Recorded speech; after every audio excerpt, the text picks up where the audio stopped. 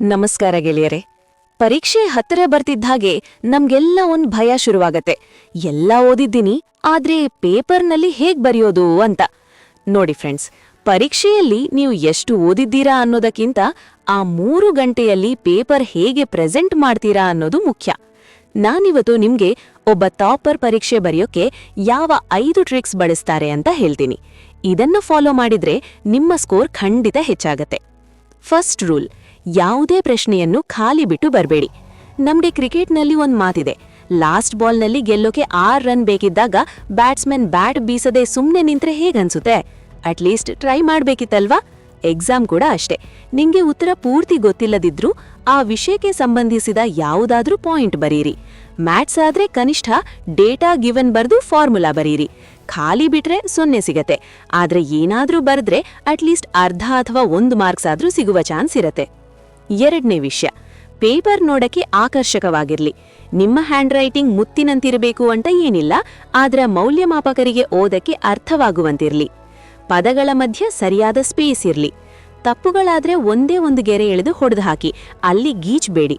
ಉತ್ತರ ಮುಗಿದ ಮೇಲೆ ಒಂದು ಲೈನ್ ಎಳೆಯಿರಿ. ಪೇಪರ್ ಎಷ್ಟು ನೀಟಾಗಿರುತ್ತೋ ಮೌಲ್ಯಮಾಪಕರು ಅಷ್ಟು ಖುಷಿಯಿಂದ ಮಾರ್ಕ್ಸ್ ಕೊಡ್ತಾರೆ.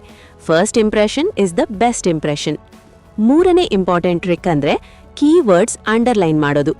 ಇಡೀ ಪ್ಯಾರಾಗ್ರಾಫ್ ಓದಕ್ಕೆ ಯಾರಿಗೂ ಟೈಮ್ ಇರಲ್ಲ. ನೀವು ಬರ್ದಿರೋದ್ರಲ್ಲಿ ಪ್ರಮುಖವಾದ ಪಾಯಿಂಟ್ ಅಥವಾ ಉತ್ತರವನ್ನು ಅಂಡರ್ಲೈನ್ ಮಾಡಿ ತೋರಿಸಿ. ಆಗ ಕರೆಕ್ಷನ್ ಮಾಡುವವರ ಕಣ್ಣು ನೇರವಾಗಿ ಆ ಉತ್ತರಕ್ಕೆ ಹೋಗುತ್ತೆ. ನಿಮ್ಮ ಸಣ್ಣಪುಟ್ಟ ಮಿಸ್ಟೇಕ್ಸ್ ಅವರ ಗಮನಕ್ಕೆ ಬರಲ್ಲ. ನೀವು ಎಷ್ಟು ಕಾನ್ಫಿಡೆಂಟ್ ಆಗಿದ್ದೀರಾ ಅನ್ನೋದು ಇದರಿಂದ ಗೊತ್ತಾಗುತ್ತೆ. ನಾಲ್ಕನೇದು, ಸಾಧ್ಯವಾದಷ್ಟು ಪೇಪರ್ನಲ್ಲಿ ಕೊಟ್ಟಿರೋ ಆರ್ಡರ್ನಲ್ಲೇ ಉತ್ತರ ಬರೆಯಿರಿ. ಅಂದ್ರೆ ಕ್ವೆಶ್ಚನ್ ನಂಬರ್ 1 ಆದ್ಮೇಲೆ 2, ಆಮೇಲೆ 3 ಹೀಗೆ. ಯಾಕಪ್ಪ ಅಂದ್ರೆ ನೀವು ಅದೊಂದು ಇದೊಂದು ಬರ್ದ್ರೆ ಕರೆಕ್ಷನ್ ಮಾಡುವವರಿಗೆ ಕಿರಿಕಿರಿ ಆಗತ್ತೆ. ಅವರಿಗೆ ನೀವು ಎಷ್ಟು ಸುಲಭ ಮಾಡಿಕೊಡ್ತೀರೋ ಅವರು ನಿಮ್ಗೆ ಅಷ್ಟು ಉದಾರವಾಗಿ ಮಾರ್ಕ್ಸ್ ಕೊಡ್ತಾರೆ. ಒಂದು ವೇಳೆ ಯಾವುದಾದ್ರೂ ಉತ್ತರ ಗೊತ್ತಿಲ್ಲ ಅಂದ್ರೆ ಸ್ವಲ್ಪ ಜಾಗ ಬಿಟ್ಟು ಮುಂದಕ್ಕೆ ಹೋಗಿ ಲಾಸ್ಟ್ನಲ್ಲಿ ಅದನ್ನ ಅಟೆಂಡ್ ಮಾಡಿ. Last point, time management. ಬಹಳಷ್ಟು ವಿದ್ಯಾರ್ಥಿಗಳು ಪರೀಕ್ಷೆ ಮುಗಿದ ಮೇಲೆ ಹೇಳೋದು, ನನಗೆ ಉತ್ತರ ಗೊತ್ತಿತ್ತು ಆದ್ರೆ ಬರೆಯಕ್ಕೆ ಟೈಮ್ ಸಾಲಲಿಲ್ಲ ಅಂತ. ಫ್ರೆಂಡ್ಸ್, ಮೊದಲಿನಿಂದಲೇ ಸ್ವಲ್ಪ ಸ್ಪೀಡ್ ಮೇಂಟೈನ್ ಮಾಡಿ. ಮೊದಲ 5 ಪೇಜ್ ನೀಟಾಗಿ ಬರೀರಿ, ಆಮೇಲೆ ಕಂಟೆಂಟ್ ಕಡೆ ಗಮನ ಕೊಡಿ. ಯಾವುದೋ ಒಂದು ಪ್ರಶ್ನೆಗೆ ಹೆಚ್ಚು ಸಮಯ ವ್ಯರ್ಥ ಮಾಡಬೇಡಿ. ನೋಡಿದ್ರಲ್ಲ, ಈ 5 ಟ್ರಿಕ್ಸ್ ಫಾಲೋ ಮಾಡಿದ್ರೆ ನೀವು ಪಕ್ಕಾ ಟಾಪರ್ ಆಗಬಹುದು. ನಿಮ್ಮ ಪರೀಕ್ಷಾ ತಯಾರಿ ಹೇಗಿದೆ ಅಂತ ಕಮೆಂಟ್ನಲ್ಲಿ ತಿಳಿಸಿ. ಈ ವಿಡಿಯೋ ನಿಮಗೆ ಇಷ್ಟವಾಗಿದ್ರೆ ಲೈಕ್ ಮಾಡಿ ಮತ್ತು ನಿಮ್ಮ ಫ್ರೆಂಡ್ಸ್ಗೂ ಶೇರ್ ಮಾಡಿ. ಎಲ್ಲರಿಗೂ ಆಲ್ ದ ಬೆಸ್ಟ್. ಧನ್ಯವಾದಗಳು.